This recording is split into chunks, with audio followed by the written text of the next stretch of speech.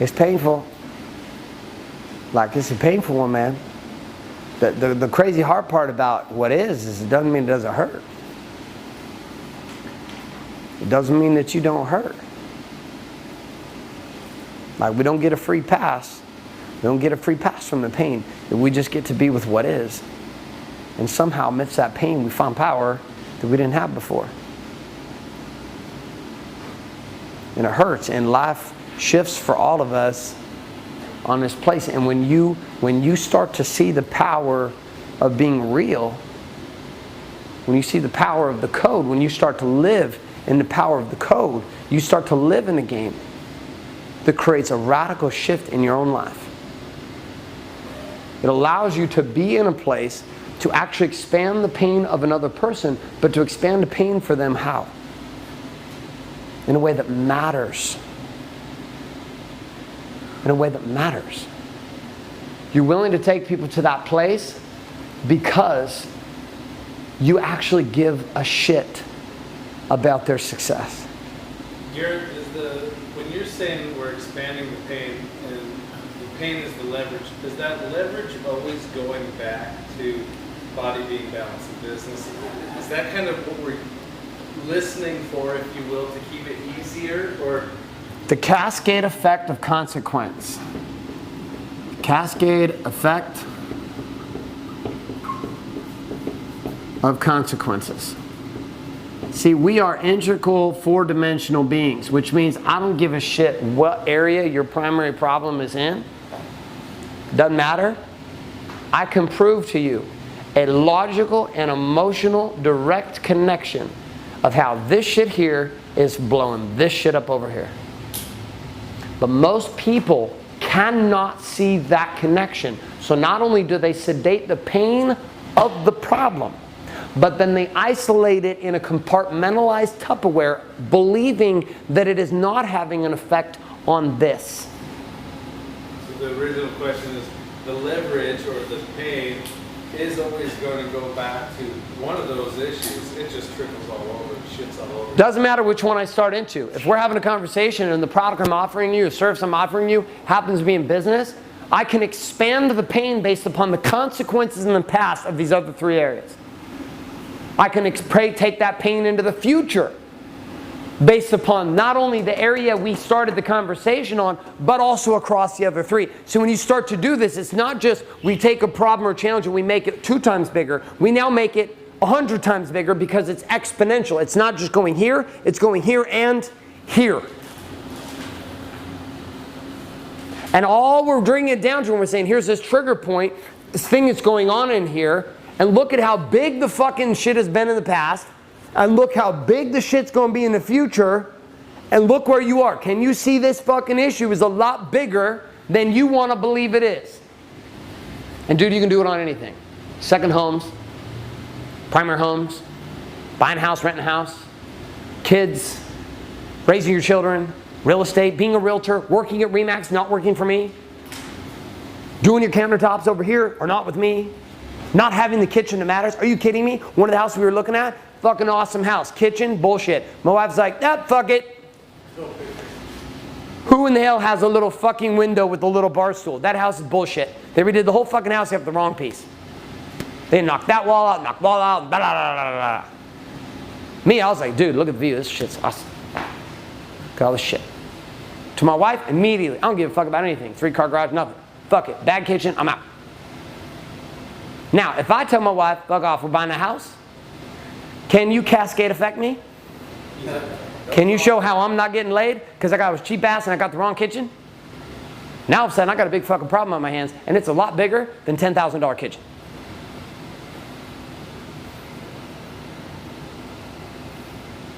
So it doesn't matter what the topic is. The shit works across the board.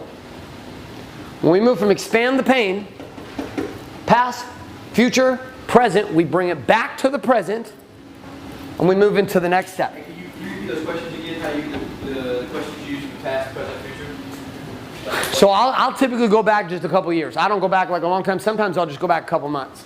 But I'll go back based on how the scenario went, situation went.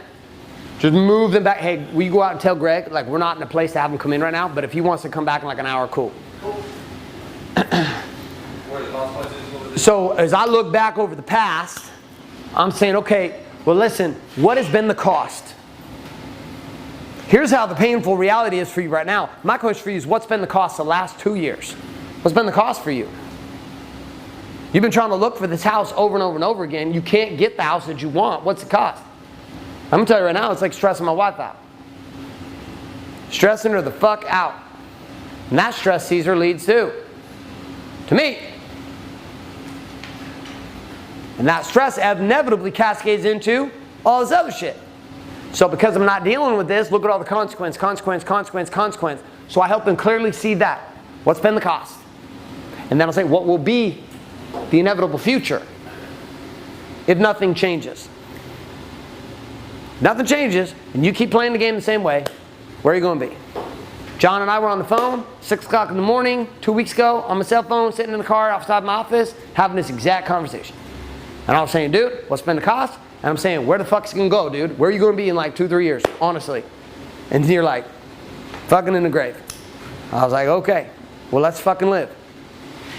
And we got to change this shit. You got a bigger problem on your hands than just dealing with this shit. We got your life on your hands now.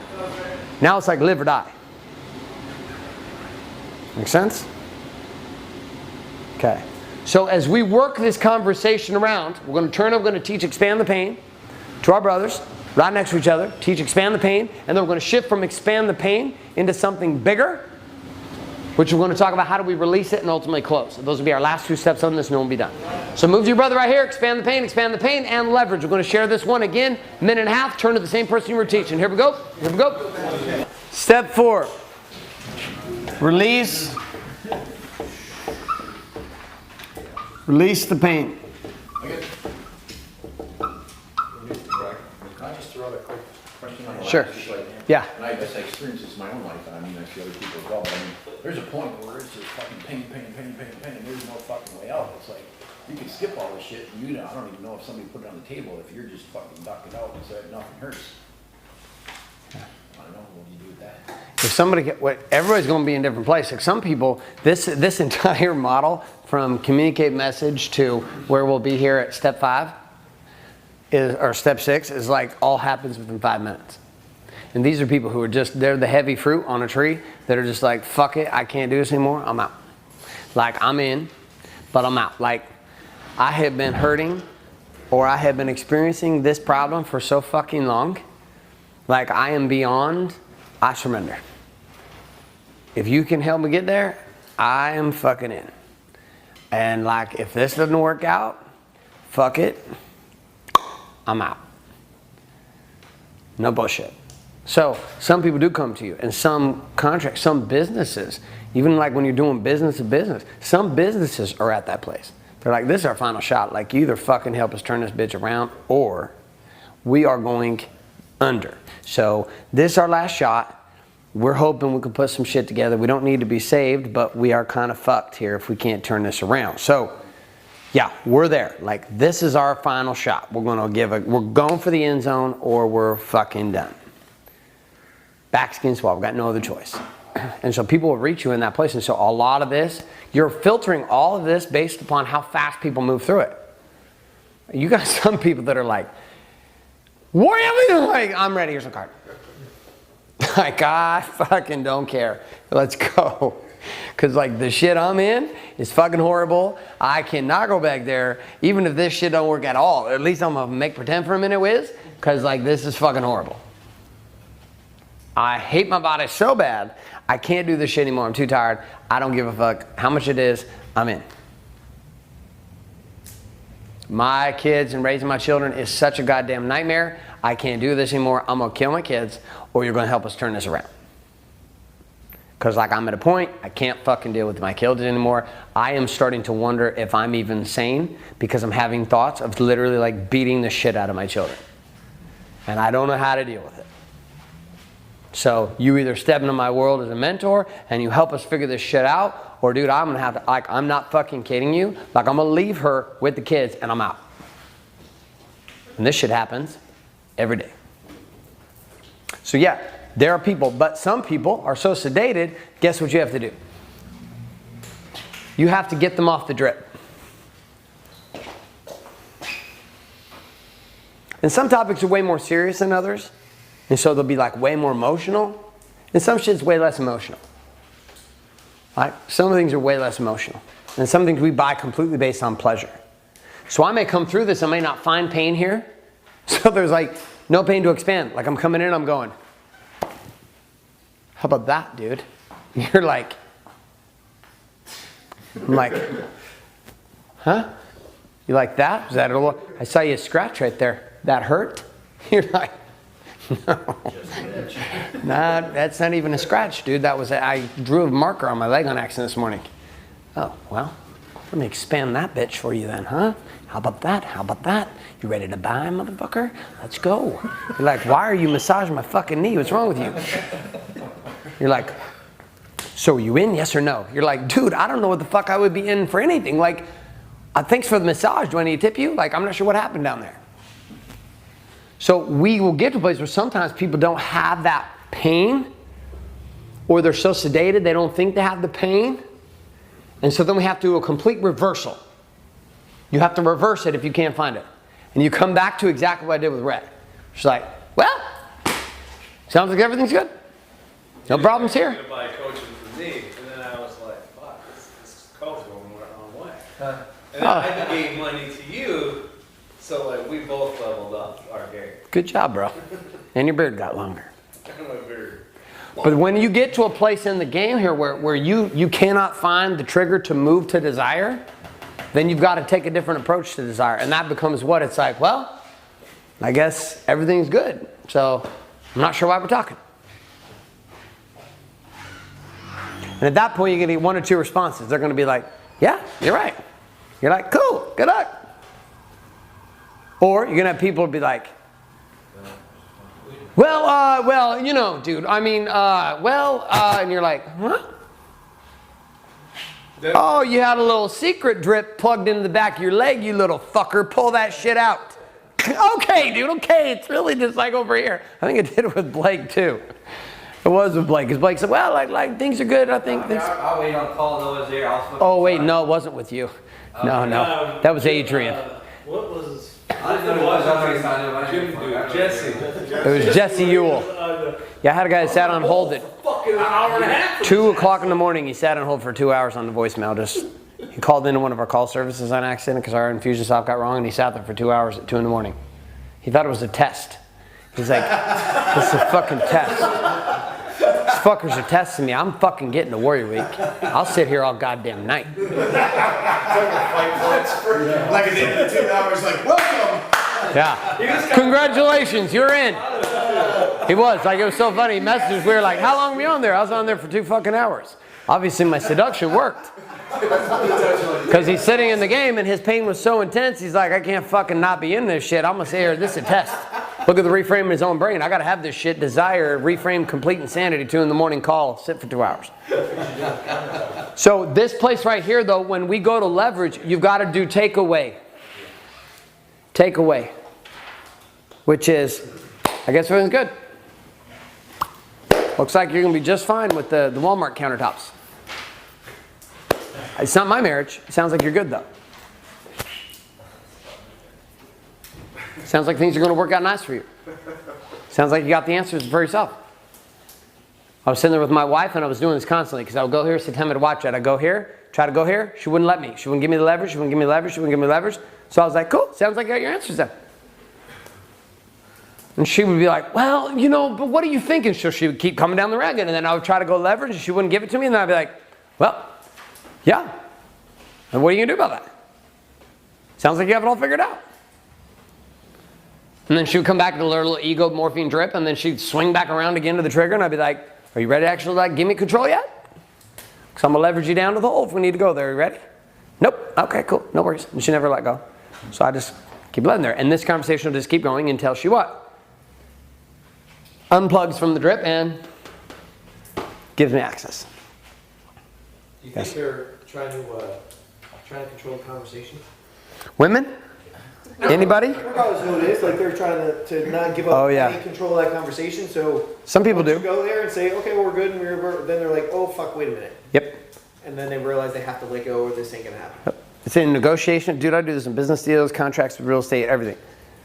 We just did this with a deal with the house we were trying to get to, and they were like, you're trying to give me all this and blah, blah, blah, and we want you to be blah, blah, blah, blah, blah, with like Johnson & Johnson who signed this contract. And I was like, well, it sounds like you guys got this house taken care of then. No problem. We withdraw our offer. Next morning, went from the realtor's like, well, you know, they've gone back and reconsidered. I was like, suck my dick, dude. I know what the fuck you're doing to me. I'm gonna fucking play your game. You think you got leverage on me? Fuck off. I got leverage on you assholes. Role reversal. So it's when you choose who you work for versus the way. Exactly. I have clients who walk in and they say, well, you know, we do this, this, and this. I said, should I get some meetings over there? And they go, wait, dude. I said, you don't need me. And all we're doing here is what? We're shifting desire instead of desperation. If you don't get desire, you are desperate. In desperation, people run from you. In desire, people come towards you. In selling and seduction, when we get here, we are bringing people to leverage desire. If they stop giving up leverage and they go here, if you keep chasing them here, guess what? Desperation. Now we can get away with an autoresponders and things like this online in a different way. My biggest thing that I got out of this, just over the 6 weeks that I've been playing with it, if you will, is kind of getting right up to that. When I'll say, you know, a mortgage is pretty much, I mean, I need everything, a blood test minus a prostate exam. So you ready for that conversation today and like to move forward? And it's like, yeah, I guess when I'm still going back to my old way where I'm like, fuck, I got a deal here, I'm gonna fucking get this deal in. And then finally it was like, yeah, I can just pay cash for this. And I'm instantly going to, you should then. And I'm just shutting up, and it's kind of like, well, but my financial advisor says I need to do the mortgage. And then I go back to that expectation. All right, cool. So I'm going to help you with this. That's what makes us special. But this is what you're going to be doing for us, right? You understand we're on the same page. And sometimes I feel like I push too much of it, and then I got to go back to it. I can't be pulling you. Right. You have to be walking down the path. Right. What I can do is I can lead you, but I can't pick you up and carry you. If I carry you to the finish line and then I give you the offer here in a second, done. Not going to work. And so there's going to be a give and take along the game constantly. That's why some buying cycles take a long time, because the give and take is a struggle a little bit. People are letting go of control, and they're like, okay, I want to give a go, I'll let go, I'll let go, I'll let go. I don't want to let go that much. And you're like, okay, cool, no worries, you'll let go. And they're like, wait, but I want the thing. You're like, well, cool, well, to get the thing, we got to keep moving. So here's what we're going to need to do, and people let go a little bit. If this seduction model works up front, though, most of the biggest issues we have is when people are doing this shit. So you end up coming into this conversation with none of this conversation. And when you go into this conversation without this, you're fucked. Because now you have to do all of this inside of this conversation, instead of having all of the preemptive strike. That's why most conversations I get on, guys have been following our shit for 3, 6, 10 months. Women have been stalking my wife's stuff for 3, 6, 10 months. So by the time we get into a buying yes, desire has been, that teeter-totter has already disappeared, because they have already played that game back and forth in their mind so many times, they finally tilted themselves into desire and then move forward. So it makes this conversation completely easier. Now once I've expanded this pain, I have to let it go, meaning I gotta release it. If I don't release the pain, then the attachment of the offer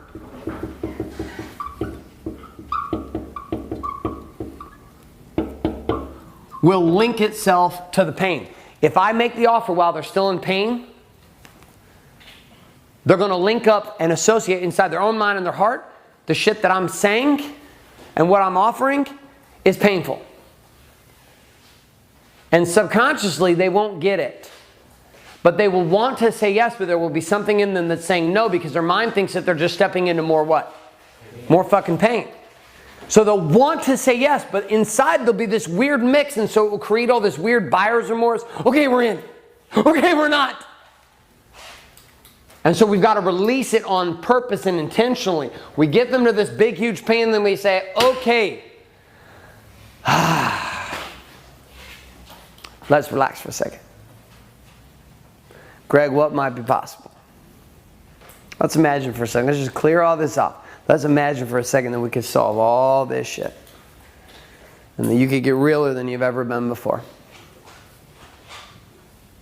And I want you to imagine for a second a relationship. Not a side girlfriend or a marriage that's kind of confusing, but a relationship with a powerful woman in your space. Not one that continues to tell you to be quiet, Marty, and calm down, but one that actually enjoys and celebrates the brilliance of who you are and lets you be all of who you are all the fucking time, and actually gets pissed when you are not fucking all of who you are, including the outrageous asshole and the calm, methodical assassin. Imagine what that would be like, and I want you to paint for me what might be possible in a relationship like that. And we take the person away from this fucking painful shit, and we say, let's assume we could fix that. Like, it could go away, it could be healed, it could be mended, it could become something different. And let's step over here. Imagine what could be possible as a parent with your children if all of this shit we've been talking about, it was handled. Imagine what that might look like. And we take them to a place and we let them paint this future of possibility, aka moving them to where? Paradise. And now as their association has distanced themselves from the pain, it's moved into the pleasure of what could be possible. And in this place, we now expose again what? The gap. Here's this painful shit, and here's this fucking paradise, bro. Here's the difference. Look how much that hurts, and look at how good that could feel. And then I come in with the question. From release the pain, we go to build the positive. So the releasing of the pain is the process of getting them off of the painful reality. And then building to the positive is getting them to paint the future possibility, but getting them to paint it. And as I get them to build to the positive and to paint this future possibility, now inside that question, I then will ask them, so what are you seeing? What are you seeing? And my goal is to have them tell me the gap. What I'm seeing, bro, is this is where I've been. And this is what I could have. And right now I'm fucking stuck, man, between these two worlds. And then I will challenge them and I'll say, let's assume, and here's the biggest takeaway of all takeaways. I say, I want you to assume something. Assume that for whatever reason, we got done with this conversation. I walked outside, walked across the street to get a smoothie, and a fucking bus hits me and I die. I'm fucking dead. You can't call me again, talk to me again, have a conversation with me again. There's nothing that you and I can do ever again. Let's assume I'm out of the picture and you're left with these two realities. What is and what could be. What would you do first? Now, by painting the graphic visual, and I'll get fucking graphic. I'll be like, I'm gonna get in the car. I want you to imagine I'm driving home. I'm throttling in the M, I put it into M gear.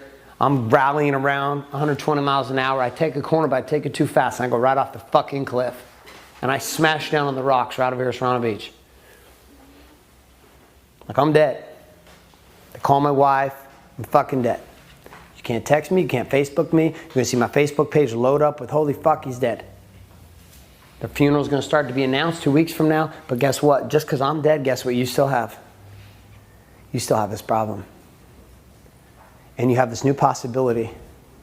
So my question for you is, what would you do first? And you're gonna expose one or two things here. Number one, they're gonna have no fucking idea what to do next. And you're like, I don't even know. I don't even know where I'd start. Not sure. And in doing this, you've already exposed what? The need for you. Second thing is, they may give you a really good fucking plan. They say, I would do this and this and this. You're like, that's great. It's fantastic. Then our offer becomes different. If they don't have a clue, then we go, listen, I'm going to help you have a clue.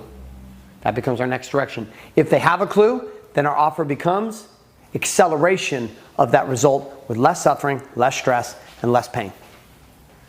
Either answer is fucking fine. We don't give a shit. If you're clear, it's actually easier. If you're not clear, there's still a lot of uncertainty around that. I love people who are clear. I would do this, this, this, and this. And you're like, awesome. Then the only reason that you and I would step into a relationship is because I can help you get there 2, 3, 4, 5 years sooner with less stress, less carnage, and less pain. So how fast do you want it?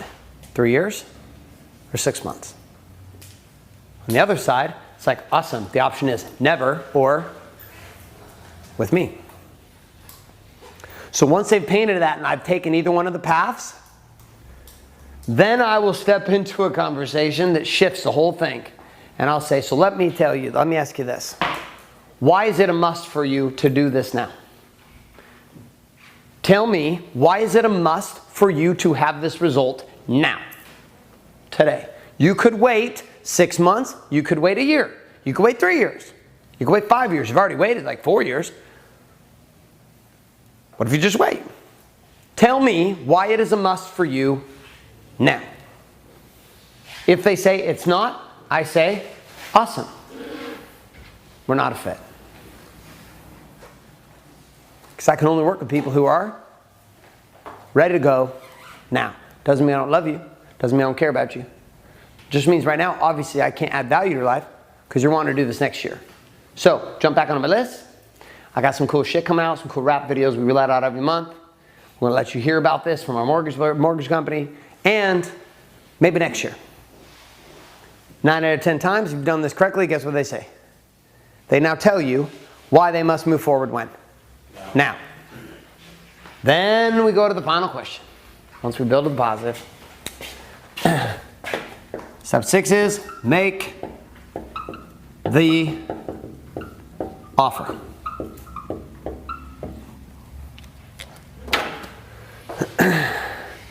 So now I back away from the whole thing and I make it like an announcement. So in our hair business and in Warrior and in tattooing, we make it an announcement. I'm like, awesome. Based upon how our conversation has gone today and your demonstration that right now it is a must for you to leave this and go to here, I am 100% confident in our ability, in what we do, and your desires, and what you're searching for to launch you into the fucking stratosphere. My only question for you now is, are you in? Yes or no? Mute. And we'll train on this in Empire calls and challenge calls. Your mute button becomes your best friend through this entire call. Or in a person-to-person, I'm sitting and I'm doing what? Grabbing your own fucking dick, so you shut up. And you got it, under the counter. Just sitting. This is why you must fucking meditate. This is why you must fucking be able to clear your triggers by doing the goddamn work. This is why we do power focus every day, Mr. Duncan. This is why we do positive focus every fucking day. Because if you're not, then you're going to sit in that point of conversation and you're going to fuck it all up. Why? Because you don't know how to hold space. And so you're going to get in there and you're going to get fucking jittery and you're going to say something and you're going to talk and you're going to fuck it all up. Instead of being able to do what? Mute. Or sitting across from somebody on maybe the biggest contract of your life and be like, so are you in? Yes or no? And breathe it in. Om. Empathy. Om. Power. Om. Integrity. And I don't think anything about the offer anymore when I'm talking to people. I was doing this on a real estate contract recently. Doing this in a contract for a new space for my wife's salon. Just sitting there. And it's funny because people get so fucking uncomfortable. They're so uncomfortable in that space. And they will sit there in that uncomfort and that discomfort because you have cleared all your fucking triggers. And you will sit there in the offer maybe of your life. The biggest kitchen job you ever done. And you're sitting there with them and the pressure starts to build And the pressure starts to build, and the pressure starts to build, and they say, yes, I'm in. And then immediately we do what? Awesome. We'd like to get you started today. We take a deposit today over the phone on a credit card for $2,000. What card would you like to put that on? Mute. Shut your fucking mouth. You fill the space. You're going to hear them fidget.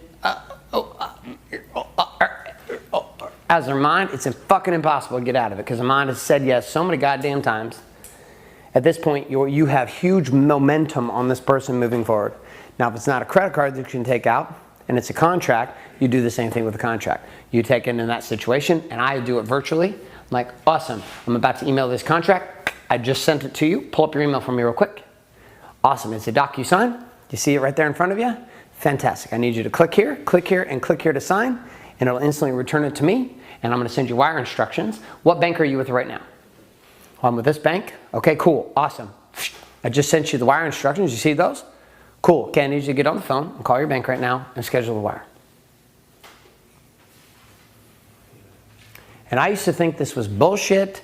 It was like too aggressive. It was too this. Guess what it is? It's called giving a fucking shit about your clients. Because if you've done all this right, what do you know about them? They want this shit. But you also know they're human, which means they're going to be what? Pussies. Just like us. So we help them get there by eliminating all obstacles we possibly can to them saying no and backing out. I can tell you right now, there are 3 specific situations in the last 5 years. If the person who was seducing me did not fucking hold me to task to go now, this would not be here. You would not be here. Your lives would not be what they are right now if I had been allowed to be the fucking pussy I wanted to be in 3 different situations. I didn't want to sign the contract, I didn't want to get the house, and I didn't want to put the money down. I didn't want to put it on the card that day, 3 days before Christmas. I didn't want to put that $10,000 down. I didn't want to do it. Little did I know how much it was going to change everything about my life. So we're going to walk and talk on this topic. You're going to teach this to a buddy. We're going to walk the block, but we're going to walk the reverse direction. When we come back in, we're going to wrap up for today, and Satem is going to take us home. Cool?